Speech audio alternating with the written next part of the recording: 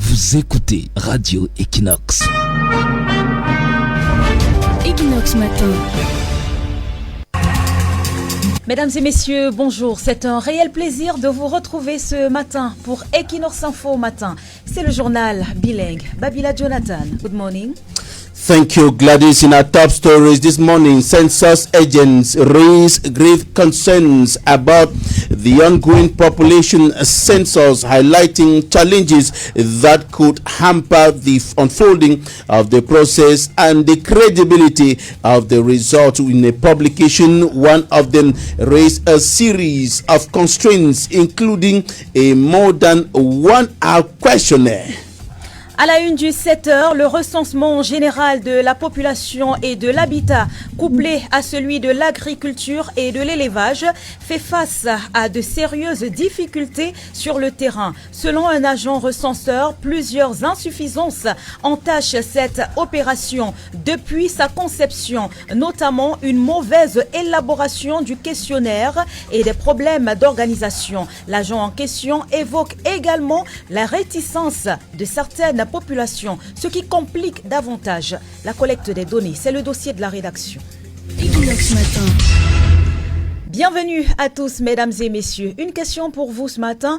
Est-ce que vous vous êtes déjà fait recenser? Quel accueil avez-vous réservé à ces agents recenseurs qui sillonnent le triangle national depuis quelques semaines déjà? S'ils remontent des difficultés, eh bien, parmi celles-ci figure bel et bien la réticence des populations, ce qui complique davantage la collecte des données. Le recensement général de la population et celui de l'habitat, couplé à celui de l'agriculture et de l'élevage, fait face à de sérieuses difficultés. Plusieurs ont évoqué un faux départ. Et aujourd'hui, ce sont des agents recenseurs qui égrènent le chapelet des difficultés rencontrées sur le terrain. L'un d'entre eux, particulièrement, a tenu de manière minutieuse à relever toutes ces difficultés. Elles sont compilées dans le reportage de Achille Kamga. Après avoir saisi les autorités sur les carences relevées sur le terrain relativement au 4e recensement général de la population et de l'habitat, les agents recenseurs continuent de monter au créneau pour prédire l'échec de cette opération. C'est le cas de Jean-Victor Manda, agent recenseur dans la commune de Bankomo, dans la région du centre. Ce dernier, dans sa missive adressée aux coordonnateurs nationaux du 4e recensement général de la population et de l'habitat, énumère un certain nombre de difficultés majeures constatées dans l'exécution quotidienne de leur mission. L'inadéquation entre la longueur du questionnaire et les réalités sur le terrain. Ici, Jean-Victor relève qu'il est difficile, voire impossible, d'obtenir que les ménages accordent les 5 à 10 minutes nécessaires pour répondre aux premières questions de l'enquête.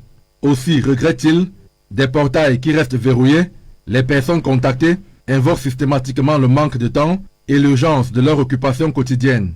Or, la 3e phase du recensement est censée démarrer après le 21 mai 2026.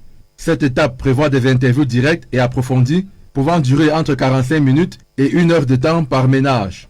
Et voici que Jean-Victor Manda et ses collègues se posent la question de savoir qui accordera 1 heure de son temps pour répondre au questionnaire. Autre difficulté relevée, des questions à fort potentiel conflictuel et contre-productif. L'agent recenseur fait savoir qu'au-delà de la durée, la nature même de certaines questions expose à des situations extrêmement délicates. Autre chose, et pas des moindres, le risque réel de fabrication des données et d'échec du recensement. Face à la pression des délais, explique Jean-Victor Manda, nombreux seront les agents recenseurs qui seront tentés ou contraints de fabriquer des réponses pour remplir leurs fiches. Après avoir énuméré ces difficultés, l'agent recenseur fait des propositions à l'endroit des autorités. Entre autres, alléger significativement le questionnaire destiné aux ménages ordinaires, en supprimant ou reportant les questions à caractère politiquement sensible ou non indispensables à la collecte des données démographiques essentielles. Mettre en place des incitations à la participation citoyenne, telles des campagnes de sensibilisation, des partenariats avec les chefs de quartier, des autorités traditionnelles, des associations de base, afin d'améliorer l'accueil des agents recenseurs. Prévoir aussi des sessions d'interviews fractionnées pour les ménages les plus volumineux ou pratiquant des activités agricoles et d'élevage afin de ne pas concentrer l'ensemble de la collecte en une seule visite. Envisager le report ou la réorganisation de la 3e phase si les conditions actuelles ne permettent pas d'en garantir la qualité et la représentativité.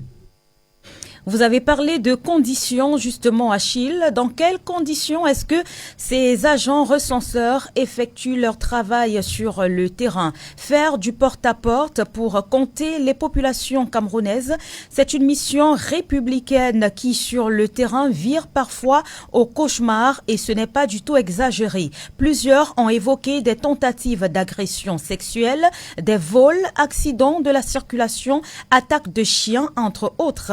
Et donc, à quelques jours de la fin de cette vaste opération nationale, les agents recenseurs eux-mêmes dénoncent des conditions de travail extrêmement difficiles et lancent un appel pressant en direction des pouvoirs publics. Le reportage de Stéviane Tepeu.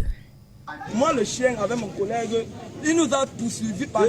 Nous avons couru comme du n'importe quoi. Derrière les tablettes et les chasubles du recensement se cachent parfois peur, stress et traumatisme. Sur le terrain, plusieurs agents recenseurs disent risquer leur vie pour accomplir cette opération nationale prévue jusqu'au 29 mai prochain. Dans une localité de Douala, un agent recenseur affirme avoir échappé de peu à une agression sexuelle lors d'une visite à domicile. J'ai toqué, il m'a dit d'entrer dans sa chambre. Quand je suis entrée, le gars était torse nu. Le gars s'est levé, il a fermé la porte. Il m'a violenté dans sa chambre. Quand il a vu le choisir, il a vu les logos, les symboles de la patrie. Il s'est retenu. Parce que son idée peut-être c'est de me faire du mal, bien en finissant de me violer. Il me tue une fois. Il m'a donné certains conseils parce que la zone qu'on m'a envoyé, que même en journée, on vole quand on m'a envoyé une personne. Dans une autre zone de Douala, un agent recenseur raconte avoir été agressé, puis dépouillé de son portefeuille, alors qu'il rentrait d'une séance de travail effectuée en soirée afin de trouver les familles réunies à domicile. Je vais donc pasteur me dit que monsieur, arrêtez-vous. Il me dit donne ce que tu as. J'ai voulu un peu faire la force. J'ai reçu même ma petite baffle là. Monsieur calmé. Ils ont récupéré mon portefeuille, mais ils ne voulaient pas le téléphone, ils voulaient juste le portefeuille. Dès qu'ils ont pris le portefeuille, ils sont partis. Ils ont pris ma carte d'identité qui était à l'intérieur et mon argent. Entre poursuites de chiens dans certaines concessions, absence d'imperméables malgré les intempéries, accidents de la circulation, plusieurs agents dénoncent également un manque de protection sur le terrain. Temps de pluie ici, on fait comment? Il faut les bottes, il faut les manteaux, les parapluies. On n'a rien reçu. Dans le quartier, on a vu le serpent. Il y a le sable mouvant. Ça a failli même engloutir l'une de nos collègues. Si ce n'était pas l'intervention des riverains, ça devait être englouti complètement. Des situations qui alimentent aujourd'hui inquiétude et colère chez plusieurs agents recenseurs. À quelques jours de la fin de ce recensement général de la population et de l'habitat, plusieurs d'entre eux appellent les autorités compétentes à renforcer leur sécurité et à améliorer leurs conditions de travail afin d'éviter d'autres drames sur le terrain. Et face donc à toutes ces difficultés dénoncées par les agents recenseurs, les acteurs de la société civile s'interrogent déjà sur la capacité des équipes sur le terrain à atteindre véritablement les objectifs fixés avant l'échéance du 29 mai prochain. Je vous propose d'écouter cette réaction de Simon-Pierre Mahé. Il est acteur de la société civile. Il s'exprime au micro de Hubert Michel Kamini. À partir du moment où l'on ne procède pas, n'est-ce pas, à restituer à un employé ce qui lui revient de droit, en ce moment donc, il manque ce qu'on appelle la motivation pour effectuer la tâche pour laquelle il a, n'est-ce pas, été engagé. De 2005 aujourd'hui, on n'a pas une maîtrise sur la population générale du Cameroun. Et donc, s'il y a des compatriotes qui se sont engagés à pouvoir accompagner l'État du Cameroun, il est de plein droit que l'État de Cameroun respecte ses engagements. Les chiffres qu'on va nous produire demain, est-ce que ce seront des chiffres réels? Puisque ceux qui ont été mandatés pour la tâche ne le font pas, ne l'ont pas fait, parce qu'ils n'ont pas été payés. Nous allons toujours se retrouver en difficulté sur la base de ce que ceux qui sont habilités, n'est-ce pas, à assumer les responsabilités ont démissionné. Et dans l'actualité, le président de la République a signé hier, 21 mai 2026, un arrêté portant révocation d'un responsable de la délégation générale à la Sûreté nationale. Le test relève donc de ses fonctions le commissaire de police May Kanga Michael, jusque-là chef de la sécurité, chef de la section de contrôle de la voie publique à l'unité régionale de la division spéciale de contrôle des services du Nord. Cette décision du chef de l'État intervient à la suite d'un dossier disciplinaire constitué contre l'intéressé, a donc précisé l'arrêté. Et le président de la République a signé hier un décret, le décret qui institue des obsèques officielles en hommage de Kavaye Dibril, l'ancien président de l'Assemblée nationale décédé le 6 mai 2026 à Mada. Selon le texte du président de la République, les cérémonies officielles auront ainsi lieu le samedi 23 mai 2026 à Mada, à Kokol, dans l'arrondissement de Tokomberi, dans le département du Mayo-Sava, dans la région de l'extrême nord. Et nous parlons à présent de cet incendie qui s'est déclaré dans la ville de Chang. Le bilan est lourd pour des commerçants qui ont vu leur boutique complètement ravagée par les flammes, et ce, malgré l'intervention des sapeurs-pompiers et l'aide appuyée des populations locales. Les pertes matérielles sont énormes. Leclerc Takem. Tout devient un peu frustrant. On dort maintenant avec un seul œil dans la ville de Chang. C'est frustrant, ça fait peur. On ne sait pas où ça va continuer, qui sera le prochain victime. C'est un énième incendie qui touche plusieurs maisons commerciales dans la ville de Chang en quelques semaines. L'opinion publique s'interroge. Cette nuit, il n'y avait pas de lumière dans la ville.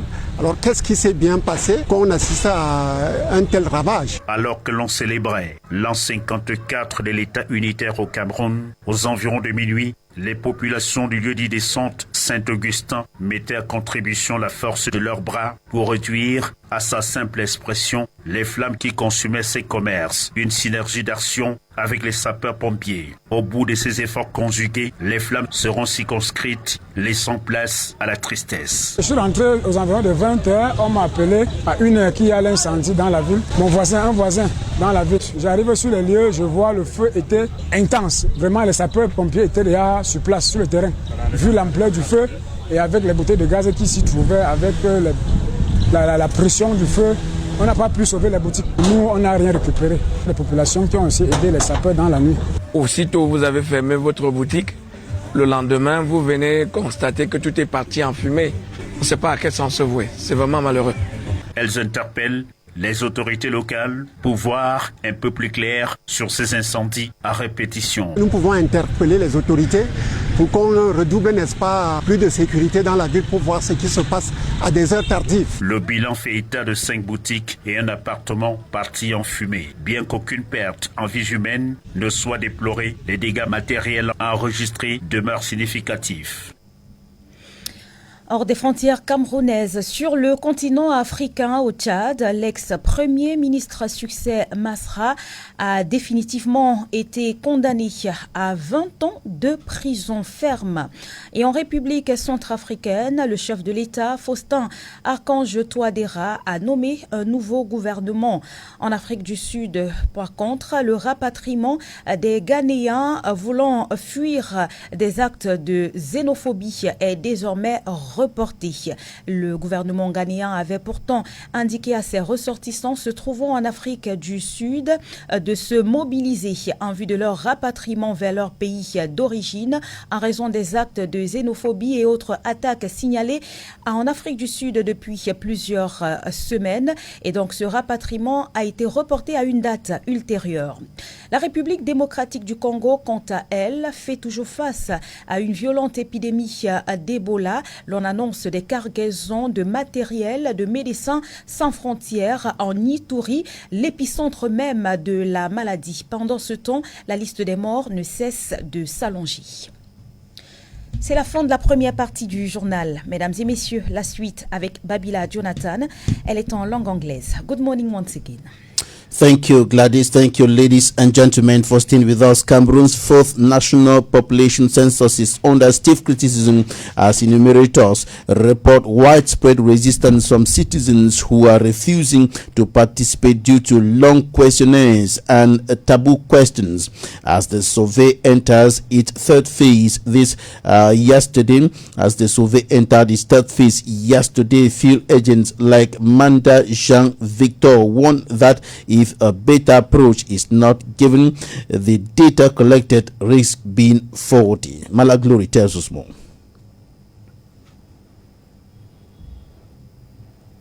General Population and Housing Census is a vital national project. In reality, it is a door-to-door battle in Cameroon. Since the launch of the fourth edition in the country, enumerators like Manda Jean Victor says they are facing locked gates and slammed doors. In a letter dated May 19, 2026, he reveals that it is often impossible to get households to grant them even 5 minutes of their time. They cite the urgency of their daily survival, adding that people find it difficult to accord the agent an hour out of their busy schedule to answer to their questions. After this Thursday, May 21st, the survey will shift to phase 3. These interviews are scheduled to last up to 60 minutes. For large families of farming households, the questionnaires are even longer. In a country where time is money and the informal economy never sleeps, enumerators fear they are being asked to achieve the impossible. But it is not just the length of the questions. Victor reiterates in his letter. It is the content. Enumerators are being asked to dive into the private lives of their neighbors, asking taboo questions regarding abortion and intimate family details. Manda Jean Victor says that as a young person from these same localities, asking a woman about abortion in front of her family is a profound intrusion. It triggers anger, shame, and total closure. The warning from the field is clear. If a new approach is not given to the questionnaires, data will be faked just to meet deadlines. Manda Jean Victor's letter is more than a complaint. It is a warning that the fourth general population and housing census could fail if the human reality of Cameroon isn't taken into consideration. Malaglory reporting, and in other parts of the country, notably the crisis-stricken northwest and southwest regions of the country, security challenges constitute a major hindrance that could affect the unfolding of the population census and the result that will be obtained later. And now let's listen to Honorable Kum John Nji. He is a parliamentarian from the Menchum North constituency in the northwest region of the country. He talks about the risk of some communities not being counted. Tungom stands to benefit if they are all counted, and we stand a very big risk if we do not get counted in our various villages, in our various households, because we'll be losing a lot in terms of development, we'll be losing a lot in terms of representation, and we'll be losing a lot in showing that we belong to this country. And speaking to our Northwest correspondent, Bu Stella, some community leaders, administrative authorities in the Northwest and Southwest regions of the country on the occasion of the 54th National Unity Day raised concerns about the devastating consequences of the close to 10-year-long armed conflict on communities and children, many who are out of school. And they also raised concerns about villages that have been deserted. Inhabitants have simply fled violence to seek refuge in other parts of the country, and many are still calling on the displaced persons, the IDPs, internally displaced persons, to return to the communities, saying that relative calm has returned. There is a progressive return to peace, and these calls have met with resistance due to the prevailing situation on the ground. Many of the communities have remained deserted as a result of the unstable and volatile security situation that continues prevailing in those parts of the country. Now, let's listen to some of the interviews captured by Northwest correspondents, beginning with Bangwe Tachop. He's a teacher and, of course, the senior division or the division officer of Batibu subdivision is Elakwe Emil, and another leader, this time a community leader, the president of the Mogamo Dynamic Elite, Prince Muyan Danilo. Their interviews were taken by Bo Stella. Take a listen. Who are not hungry, and it's really a big problem because it's a gap, it's an irreparable damage to the present generation that we have. And secondly, the movement has always been painted by phony calls of ghost towns. Batibu is beginning to gain enough security. I am calling on them to regain their villages so that together let's build a one and indivisible Cameroon. This nation belongs to us all. It is a day that reminds us how we can put our hands together and what we are supposed to do as citizens of Cameroon, to put our hands together to see that we have development and lasting peace. Now we are joined live by civil society leader Ndigum Emmanuel. Ndigum Emmanuel, good morning. Good morning, Babylon.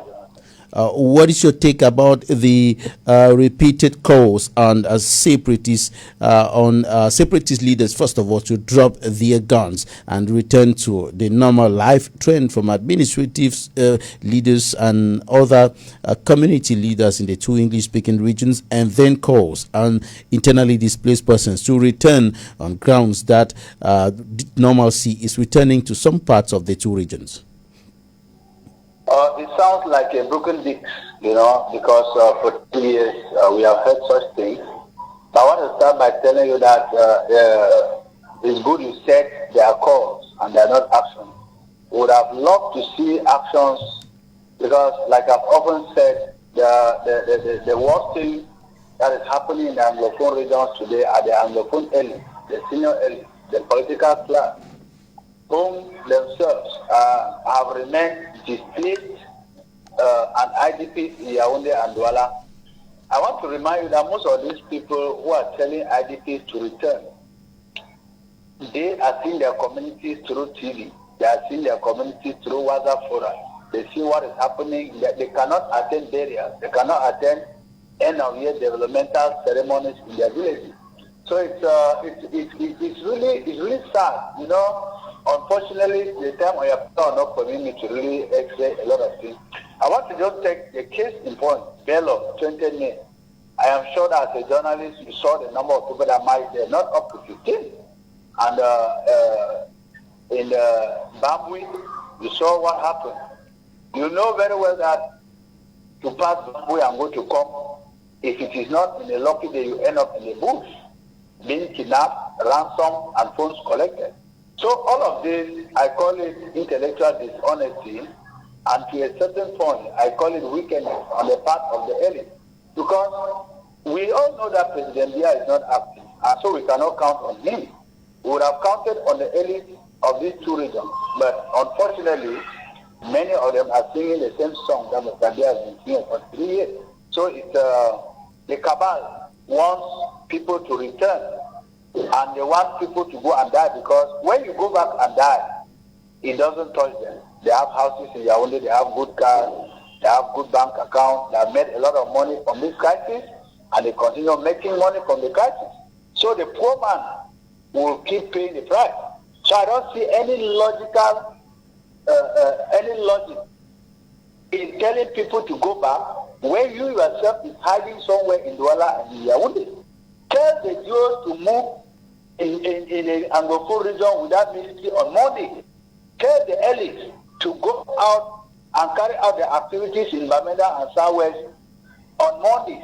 Let us see that they are serious. You saw what happened in Muyuka on the eve of the 20th May, the so-called National Unity Day that I call it National Disunity Day. You saw what, and it happened. They rained terror on military forces. So how do you and I, who are armless, who have not been trained to fight go back to a restive region where guns are creeping every day. I mean every day and on the line. So I see as it's a way of fighting to reduce the Cameroonian population, and I've decided to use by the northwest and southwest to reduce this population, which is very sad. Thanks very much, Ndigum Emmanuel, for your reaction. However, we are not yet talking about a genocide in Cameroon as of now. There is a conflict and several persons have died and several persons are still being killed on daily basis. And out of the country, an angry crowd set alight a section of a hospital at the epicenter of the Ebola outbreak in the Eastern Democratic Republic of Congo after family and friends of a young man thought to have died from the virus were prevented from taking his body away for burial. A local politician, Luc Malembe, told the press about the scene he witnessed at the Rwampara General Hospital. He said they started throwing projectiles at the hospital. They even set fire to tents that were being used as isolation wards. In the chaos, police fired warning shots to disperse the crowd, and the body of a dead Ebola victim is highly infectious, and the authorities need to ensure safe burial to stop the spread of the virus. Medical workers at the Rwampara Hospital, located near the city of Bunia in the Ituri province, where almost all of the cases have been reported, were placed under military protection as the police move into restore order. And the Democratic Republic of Congo has cancelled its pre-World Cup training camp in the capital Kinshasa because of an Ebola outbreak in the east of the country. The virus is thought to have killed more than 130, including a person whose case was confirmed on Thursday in the South Kivu province, signaling the spread of the virus from the outbreaks epicenter. That's it for this morning. Coming up right now, the reflections of Dr. Aristide Mono. Gladys. La chronique du jour. Le 15 mai 2026, un arrêté conjoint des ministres des Finances et de la décentralisation a retiré aux mairies camerounaises la collecte des taxes locales au profit du pouvoir central. Cette décision illustre le centralisme jacobien du régime de Paul Biya qui sabote la décentralisation pour assurer l'accaparement des ressources. C'est l'objet de la chronique de ce matin. Bonjour. Bonjour. Le 15 mai 2026, un arrêté conjoint du ministère des Finances et du ministère de la décentralisation est venu confirmer une constante politique au Cameroun. En retirant aux mairies le pouvoir de collecter les taxes locales pour y placer les agents de la Direction générale des impôts, l'État du Cameroun, à travers le ministère des Finances, reprend la main sur les communes.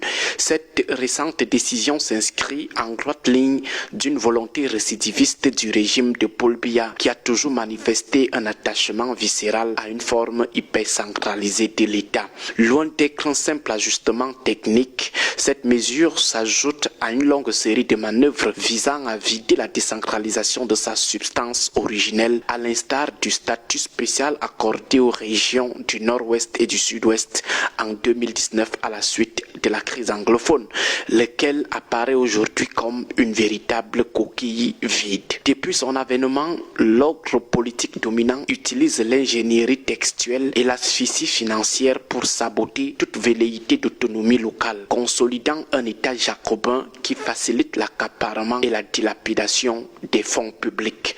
L'histoire de la décentralisation camerounaise démontre qu'elle n'a jamais procédé d'une volonté sincère de démocratisation, mais plutôt d'une stratégie de survie face aux crises de légitimité. Lors de la révision constitutionnelle de 1996, alors que les mouvements populaires et des élites anglophones réclamaient le retour au fédéralisme pour sortir de l'État unitaire monopolistique contre-productif, le régime a conçu la décentralisation comme un moindre mal. Ce caviardage constitutionnel a permis d'insérer des dispositions manœuvrières donnant au pouvoir central le droit de modifier les limites territoriales des communes sans consultation des conseils locaux ou de créer de nouveaux types de collectivités par simple loi comme le statut spécial verrouillant le cadre avant même son déploiement. Pour pérenniser ce contrôle absolu et bloquer l'application des réformes selon ses intérêts politiques, le régime de Paul Biya a inscrit le principe de progressivité à l'article 67 de la Constitution. Ce concept est devenu une couverture juridique permanente pour justifier une rétention éternitaire abusive des compétences et des ressources devant revenir aux collectivités territoriales décentralisées. C'est ce qui explique pourquoi il a fallu attendre entre 10 à 15 ans après les débats constitutionnels pour voir apparaître les premières lois d'orientation en 2004 et les premiers décrets d'application en 2010. Cette lenteur programmée maintient les collectivités locales dans une dépendance fonctionnelle totale envers le pouvoir discrétionnaire du président de la République, matérialisant un hyper-présidentialisme où la périphérie demeure suspendue aux décisions unilatérales de Yaoundé. Sur le terrain, l'émergence de contre-pouvoirs locaux issus du suffrage universel a été systématiquement endiguée par la création de structures parallèles et l'injection massive d'agents étatiques. Lorsque le parti au pouvoir perdait du terrain électoral, le régime imposait des communautés urbaines dirigées par des délégués du gouvernement nommés par décret présidentiel. Ces superstructures ont longtemps confisqué l'essentiel des pouvoirs et des budgets, muselant les maires d'arrondissement élus. De même, par le biais du décret de 2008, le pouvoir central a triplé les effectifs du personnel étatique dans les services des gouverneurs et des préfectures. Ce renforcement de la déconcentration illustre parfaitement la formule d'Odilon Barrot selon laquelle c'est le même marteau qui frappe en ayant simplement raccourci le manche. Les préfets et les gouverneurs s'affirment ainsi comme les unités hégémoniques d'un État impérial qui encadre les organes locaux et valide systématiquement leurs actes. Pourtant, ces organes sont dirigés par des élus. Cette capolarisation s'étend à la gestion interne des mairies par une mainmise sur les ressources humaines. Le législateur a imposé la nomination par le centre d'un secrétaire général de mairie pour gérer l'administration communale, créant un concubinage gênant qui dépouille le maire de son autorité hiérarchique. Aujourd'hui, nous voilà avec des comités pour prélever les taxes en lieu et place des mairies. De plus, la liberté de recrutement des communes est factice puisque tout engagement reste soumis au tableau type du ministre et requiert l'approbation de la tutelle administrative. Le cœur névralgique de ce torpillage réside dans le verrouillage financier et le monopole de la commande publique. Le régime viole systématiquement le principe de concomitance en ne transférant pas les ressources nécessaires aux compétences concédées, alors que les communes devraient percevoir au moins 70% des recettes de la fiscalité locale. L'État orchestre une rétention structurelle et confisque les fonds via le trésor public. Les arbitrages budgétaires se font lors des conférences ministérielles sous l'influence exclusive d'élites centralisées, de hauts fonctionnaires et de membres du parti au pouvoir. Les préfets dominent les conseils municipaux en privant les magistrats municipaux de leur initiative de commande publique au profit du ministère des marchés publics. Le pouvoir de Yaoundé s'assure que l'argent collecté dans les territoires remonte au centre. Ce système de gestion opaque sert de canal privilégié pour l'attribution de contrats clientélistes à des prestataires extérieurs choisis par Yaoundé, favorisant l'accaparement et la dilapidation discrétionnaire des fonds publics.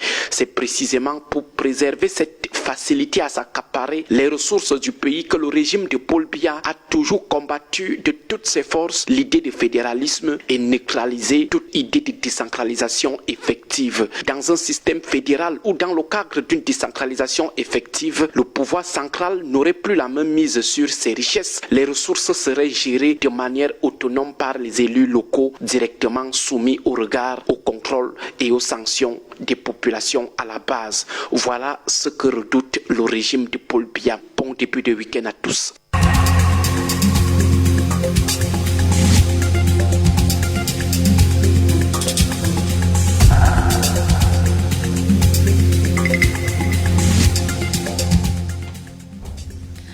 Mesdames et messieurs, c'est ici que le journal bilingue de 7h s'achève. Il a été mis en onde, réalisé par Bertrand Bonzini. Il a bénéficié du concours de l'ensemble de la rédaction centrale. La fin du journal, mais vous restez sur cette antenne pour la suite de Bonjour chez vous avec votre rubrique de débat. On refait le Cameroun, piloté bien sûr par Donald Brice Kamgan et Estelle Gandhi. DBK, bonjour. Bonjour Gladys, bonjour à tous. Au lendemain du 20 mai, vous faites le débriefing des événements qui ont entouré cette fête, la fête de l'unité, avec notamment les violences xénophobes enregistrées dans la région du Sud. Oui, à Zoétélé, dans le département du Ndjélebo, des scènes surréalistes ont accompagné la célébration de cet anniversaire. Des populations ont saccagé des biens appartenant à un halogène dans le cadre de la contestation d'une décision de justice qu'elles ont jugée clémente. De quoi s'agit-il dans le détail? Quels sont les acteurs concernés? Quelles leçons tous ces événements? Retrouvez nos invités après la pub. Radio Equinox 93 FM, la chaîne du peuple. 93 FM, la chaîne du peuple. La chaîne du peuple.